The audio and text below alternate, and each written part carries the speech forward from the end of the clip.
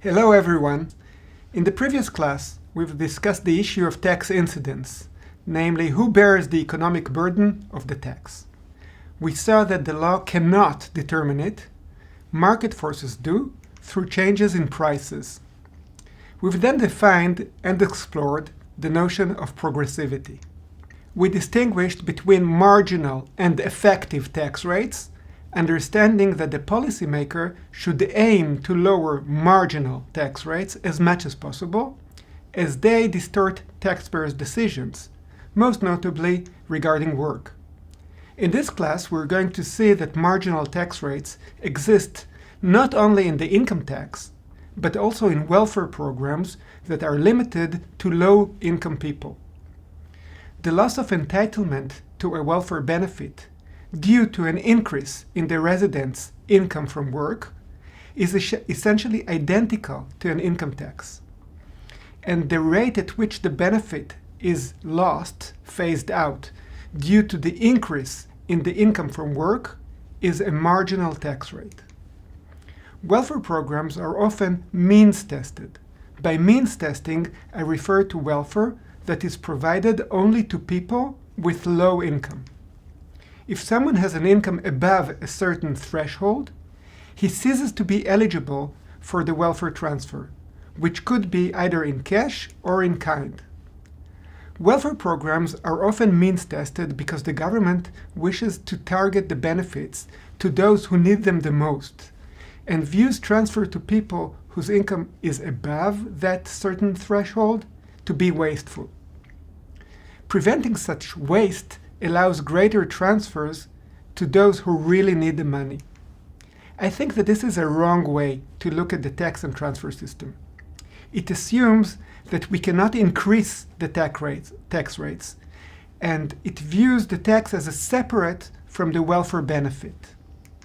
In fact, the welfare benefit is a negative tax, and the system should be analyzed as one integrated system of tax and welfare. Providing the same benefits to everyone can promote redistribution, as we saw in the previous class with the example of a grant. Do you remember?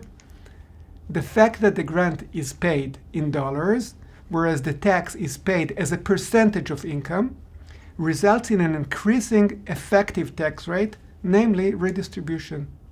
The dollar amount received as a grant is becoming a smaller and smaller share of the total personal income as more income is being earned. At the same time, the taxes paid by the person earning the income grow in dollar terms, as they are paid as a percentage of income.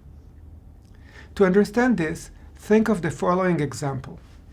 The government proposes a new welfare program. Each resident would receive $1,000 a month. This transfer is not means tested. Therefore, everyone, including the rich, will receive it. Do you think that a non-altruistic rich person would support enacting this program? Well, of course not. The reason is simple.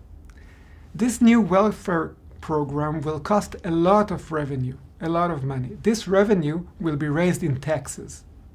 The rich will get the benefit, but the benefit will be financed by the taxes, and the rich will pay much more in taxes to finance the grant to everyone than the grant they would personally receive, because the higher the income, the higher the tax paid in dollars, as the tax is a percentage of the income, not a fixed dollar amount.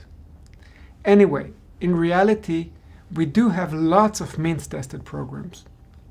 What I'm about to show you is that these programs result in very high marginal tax rates imposed on the poor. A common example is the minimum income guarantee. Many countries have it. The idea is that the government wishes to provide everyone that is either working or at least doing a verifiable effort to find a job, or can provide proof that he cannot work, and the government wants to provide all these people with some minimal income. To save costs, the government does not provide the full amount of the money, but merely complements it to whoever falls short of it. Let's assume that the amount is $5,000. If someone has zero income, he will receive $5,000. If he has $1,000, he will receive only $4,000. And if he has $4,999, he will receive $1. This seems to make sense, as the policymaker's goal is to guarantee that everyone has the minimal amount of $5,000, and this way the government achieves this goal at the minimum cost. Please note, however, that this sensible program results in a very high marginal tax rate for people whose income is below $5,000. And do you know what is the rate?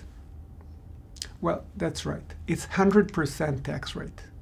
Because every dollar that such a person earns is taken away from him, as he loses $1 in benefits.